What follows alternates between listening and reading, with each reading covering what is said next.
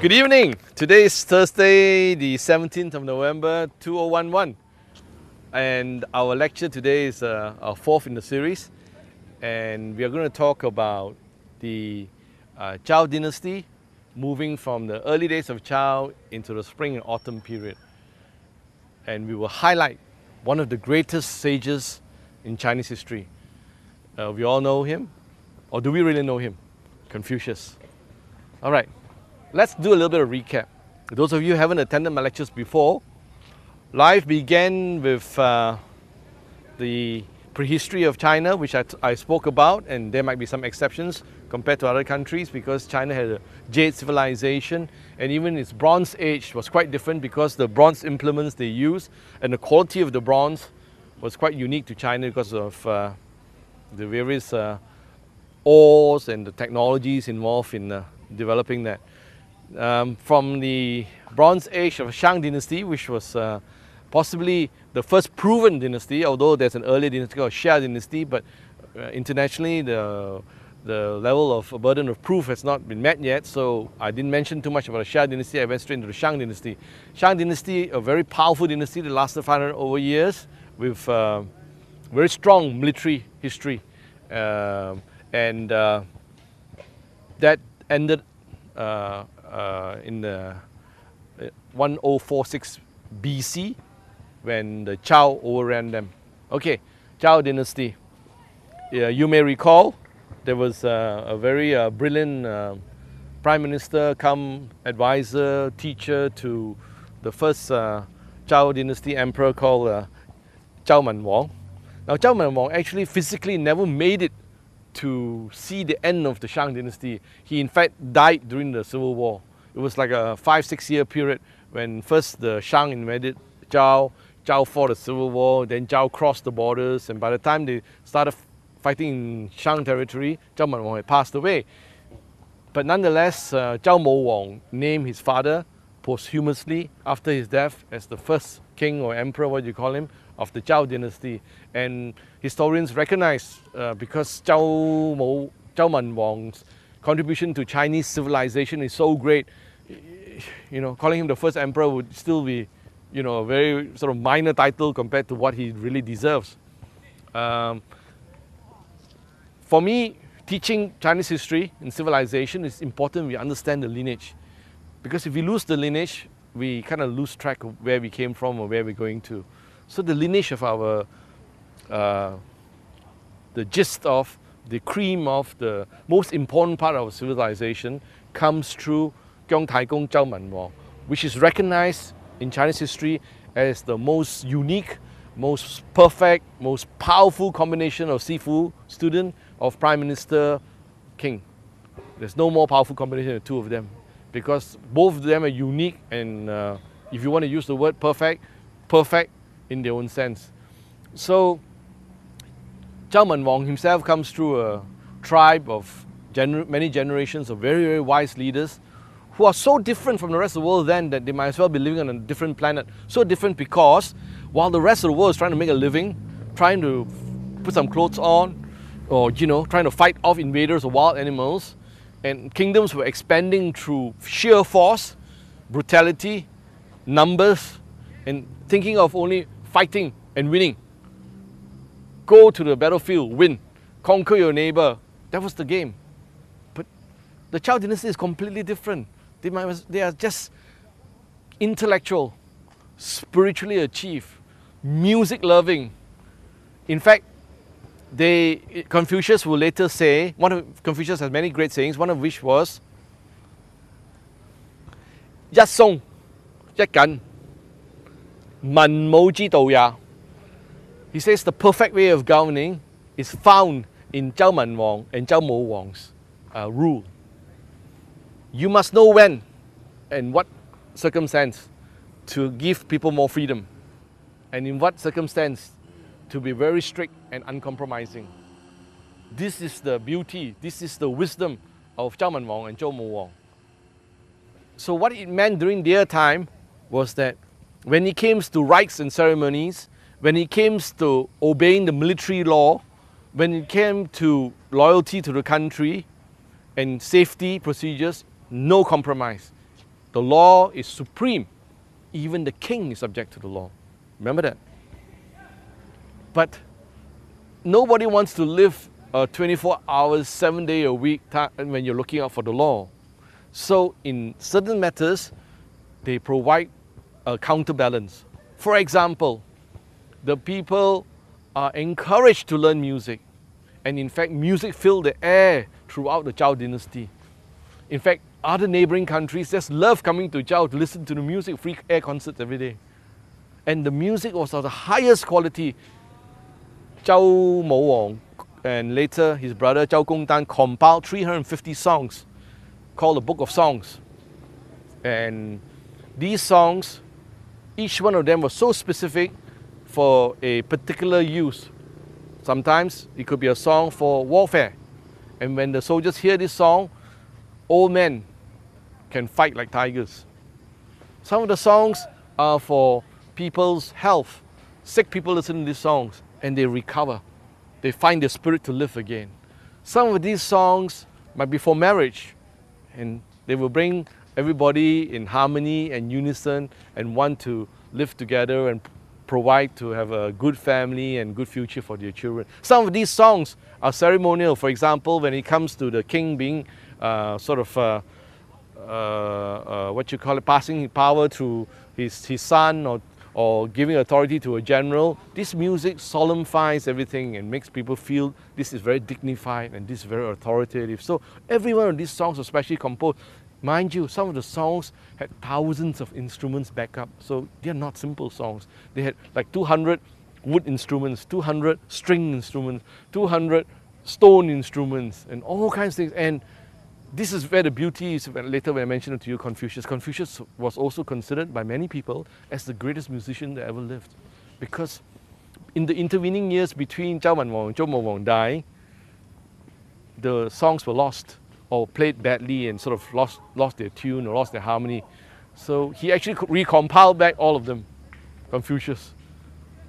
And he had this ability to use one single instrument, for example, the yin, which he learned from his master, play that instrument, and yet the great masters can hear thousands of instruments through his one instrument.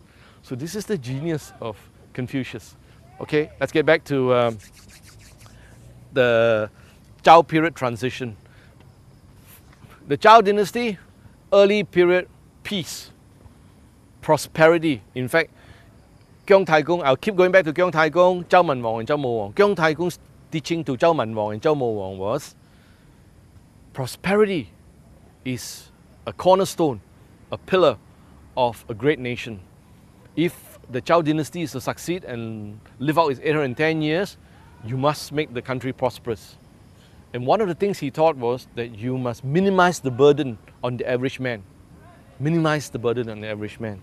So actually, they actually managed to cut off a lot of tariffs, a lot of taxes, keep your taxes to the minimum. And when it comes to public works, don't force people. So they actually, Zhao Mouwang and his brother Zhao Gongdan created what we call the Jiang system. Those who read Chinese, as a Chinese character, Jiang. The Jiang actually forms 9 parts, 3, 3, 3, right? The Jiang actually was a division of the land so that there are 9 plots. Everybody has one plot. The center plot has the well, and it's got passage cartways to reach the center Jiang, the well. And the middle plot where the well is public property. Everybody works on their own property, but the middle property in the center of the other 8 is worked on by everybody else. And guess what? This is what so impressed the rest of the world when the other people came to China then and the Zhao kingdom and realized the center property was the best developed, the best maintained, had the most productive crops.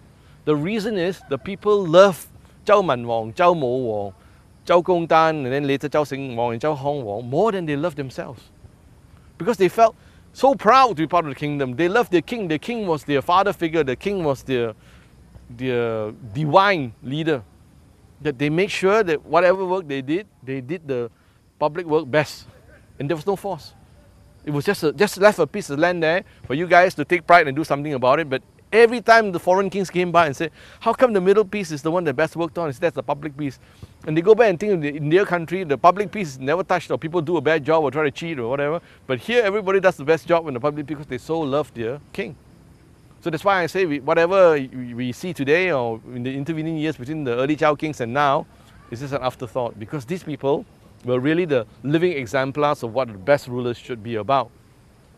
You see, at the heart of Keong Tai Kung's teachings and Zhao Man Wang and then his subsequent sons and so forth practices is the understanding that there are a number of contracts, but not in the sense that we understand sort of business contracts, but a different type of contract which nobody ever spoke of before, and unfortunately nobody dare speak about since. Because contracts requires obligations both ways, responsibilities both ways. There is a divine contract between every man, including the king, and especially the king, and heaven. There are certain responsibilities and duties upon the king that he has to perform to be suitable to be king, to remain king, to have the support and mandate of heaven. There's a contract between men, including the king, with nature. Certain things we need to do to maintain the environment and for the environment to feed us and protect us. There's a contract, social contract between various classes of people, the king and the barons and the common folk. There is a social contract. It's not a one-way street. So just because you're a king doesn't mean that you only give orders and take. Or if you're a duke, you only give orders to your people and take. It's two ways. Keong Tai Kung said this absolutely clear. He said, in the 810 years that God's given you, heaven's given you, the Zhao dynasty, never break the rules. If you do, the 810 years might shrink. So a lot of people forget that. In fact, subsequent kings and emperors conveniently forget that. Because to think that Keong Tai Kung said there is a divine contract between king and heaven, there's a social contract between the king and his people, there's a natural contract between the king and his people with Earth, Mother Earth. There's a lot of responsibility, so they try to ignore and fudge it, and that's why things got messy. So by the time the 5th generation king came along, a guy called Jiu Wang. He was the son of Hong Wang. Hong was excellent. In fact, for many generations, many of the emperors subsequently actually wore his name Hong, either written into their clothing or wore it on their armor for protection, because Hong Wang was he's the 4th generation king of Zhao. He was fantastically talented militarily and intellectually and spiritually. He was, like his father and grandfather and great-grandfather, that level. So after Hong Wang, Jiu Wang was not so good because he broke the rules. One of the rules that was laid down by Keong Tai Kung was that God will bless the Zhao kingdom for as long as they remain a peaceful nation, because the world wants peace. It is the way of heaven, it's the Dou. Peace is the correct Dou. So you must live in peace. And will never sanction, listen carefully, never sanction a war of aggression, never. People invade you, you can defend, but you cannot extend the border and go and hit somebody else. What happened was, during the Jiu Wang's time, Chou kingdom, which actually are all distant relatives, because when the Zhao took over, they were such a small number of them that what they needed to do was they need to split the kingdom up into many dukedoms, because the population of the Zhao compared to the Shang is like 1:10. So they needed to appoint relatives or generals or great noblemen who deserve and know the local territory and split up the kingdom that way. But most of them were interrelated through marriage. So by the 5th generation, Chou, which is sort of central southern China, very warlike people, very strong people, they were making all sorts of noises of ready to invade. And so what happened was, Jiu Wang said, look, the guys are going to strike us anytime. He told his prime minister, we're going to whack those guys first.